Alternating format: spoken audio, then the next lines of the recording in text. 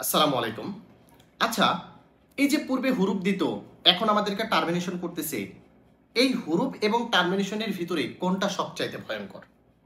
আমাদেরকে কফিল পূর্বে চাইলেই ঠুস করে হুরুপ দিতে পারতো। ২-১ ক্লিক করবে, ইকামাতে হুরুপ। কিন্তু এখন চাইলেও আমাদেরকে সরাসরি হুরুপ দিতে পারতেছে না। আমাদেরকে টার্মিনেশন করতেছে। আমরা ৬০ দিনের টাইম পাচ্ছি। সেই ৬০ দিনের ভিতরে হয় আমরা কাফালা হয়ে যাব, না হলে দেশে চলে যাব।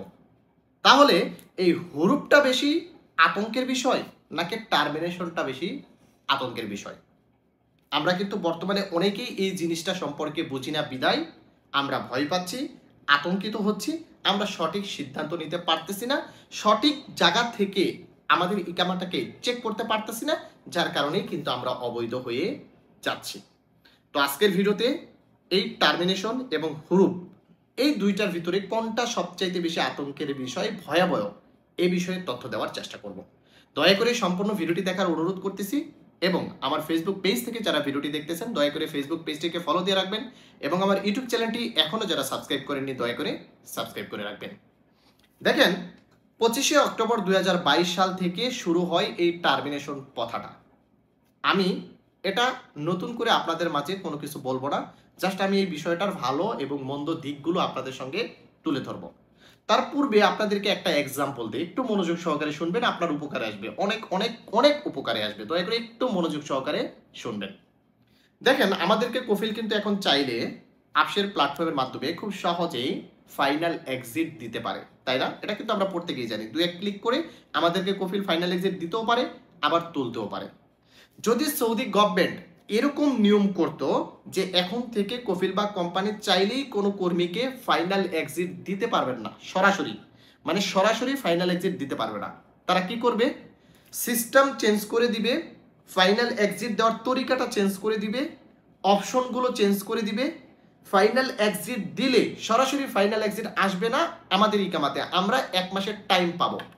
১ মাসের ভিতরে আমরা চাইলে কাফালা হয়ে যাব, যদি কাফালা না হই তারপর আমাদের সিস্টেমে অটোমেটিক ফাইনাল এক্সিটটা শো করবে এবং ফাইনাল এক্সিটটা শো করার পর আমরা টাইম পাবো ৬০ দিন।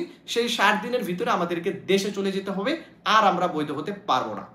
যদি এরকম নিয়মটা করতো তাহলে আমাদের জন্য কি ভালো হতো না খারাপ হতো? পূর্বে সরাসরি ফাইনাল এক্সিট দিতে পারতো, এখন সরাসরি ফাইনাল এক্সিট দিতে পারতেছে না, আমরা টাইম পাচ্ছি কাফালা হওয়ার। তাহলে কাদের জন্য ভালো হতো? অবশ্যই আমাদের জন্য ভালো হতো। সেম সিস্টেমে 2022 সালের 25শে অক্টোবরে এই হুরুপ প্রথাটাকে বাতিল করে, হুরুপ প্রথার সিস্টেমটাকে পরিবর্তন করে। সরাসরি কফিল ঠুস করে যে হুরুপ দিত, এখন আর ঠুস করে হুরুপ দিতে পারবে না। এখন হুরুপ দিতে চাইলে টার্মিনেশন করতে হবে, আর টার্মিনেশন করার পর সেই কর্মী ৬০ দিনের টাইম পাবে। সেই ৬০ দিনের ভিতরে সে চাইলে যে কোনো জায়গায় কাফালা হতে পারবে, অথবা মক্তবাল আমেলের সিস্টেমে সে ফাইনাল এক্সিট নিয়ে দেশে চলে যেতে পারবে এবং নতুন করে আবার প্রবেশ করতে পারবে।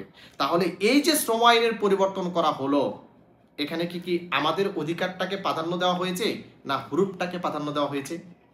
অবশ্যই কিন্তু আমাদের অধিকারটাকে প্রাধান্য দেওয়া হয়েছে। আগে যেমন কফিল কথায় কথায় এই তোরে হুরুপ মেরে দেবো, এই যে দিলাম হুরুপ মেরে, এরকম যে থ্রেট দিত, এখন কি কফিলরা সেই থ্রেটটা দিতে পারে?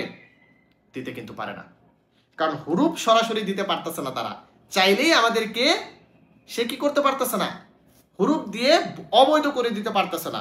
সে টার্মিনেশন করতেছে, আমরা ৬০ দিনের টাইম পাচ্ছি, আমাদের অধিকার কিন্তু আমরা নিতে পারতেছি। এই যে ৬০ দিনের টাইম পেলাম, এই ৬০ দিনের ভিতরে কিন্তু আমরা কাফালা হতে পারতেছি। তাহলে এই টার্মিনেশনটাকে কিন্তু আতঙ্ক হিসেবে ধরে নেওয়া যাবে না। জাস্ট আপনি সময় মতো আপনার কুয়াটাকে চেক দিবেন, আপনি সময় মতো আপনার মোবাইলে এসএমএস আসতেছে কুয়া থেকে কোনো প্রকার আসতেছে কিনা এটা চেক দিবেন, তাহলে তো আপনার সিস্টেমে হুরুপ আসতেছে না রে ভাই।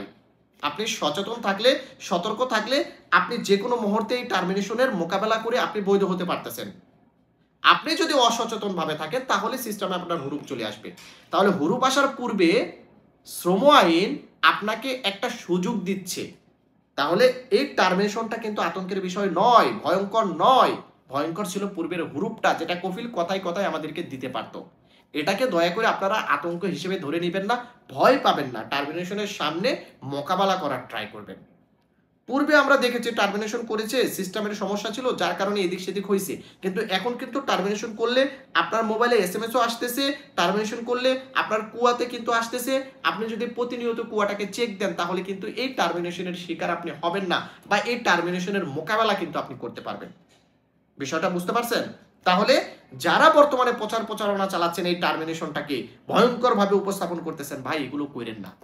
আর আপনারাও আতঙ্কিত হয়েন না ভাই, কারণ জিনিসটাকে বুঝতে হবে আগের হুরুপের চাইতে টার্মিনেশন হাজার গুণে ভালো, হাজার গুণে ভালো, কারণ আপনি সময় পাচ্ছেন, কাফালা হয়ে যাচ্ছেন। এই ভিডিওতে যে তথ্যগুলো দিলাম ভাই একেবারে বাস্তব অভিজ্ঞতা থেকে আমি তথ্যগুলো দিচ্ছি। আমরা প্রতিনিয়ত এই কাজগুলো করতেছি, যাদেরকে টার্মিনেশন করতেছে সচেতনভাবে দেখতেছে তারা কাফালা হয়ে যাচ্ছে। প্রবলেম কি? কারণ আগে হুরুপ দিলে আপনি কোনো কিছুই করতে পারবেন না, হুরুপ দিলে আপনি অবৈধ, পুলিশ ধরছে তো দেশে পাঠিয়ে দিয়েছে। তাহলে এখন হুরুপটা দিতে পারতেছেন না, আপনি সময় পাচ্ছেন বৈধ হওয়ার, তাহলে আপনি টার্মিনেশনটাকে কি কারণে আপনি আতঙ্ক ধরে নিচ্ছেন? কি কারণে নিচ্ছেন বলেন? তাই এটাকে কেউই ভয় পায় না। আপনি জাস্ট আপনার কুয়াটাকে সবসময় চেক করবেন, 10 দিন 15 দিন পর চেক করবেন। যদি কফিল বা কোম্পানি কোনো গাফিলতি করে থাকে আপনি যেন এটার মোকাবেলা করতে পারেন, তাই সবসময় আপনাকে কুয়াটাকে চেক দিতে হবে। বুঝতে পারছেন? আশা করি বন্ধুরা আপনারা বুঝতে পেরেছেন। ভালো থাকবেন, সুস্থ থাকবেন, তৌফিক এর সঙ্গে থাকবেন। আসসালামু আলাইকুম।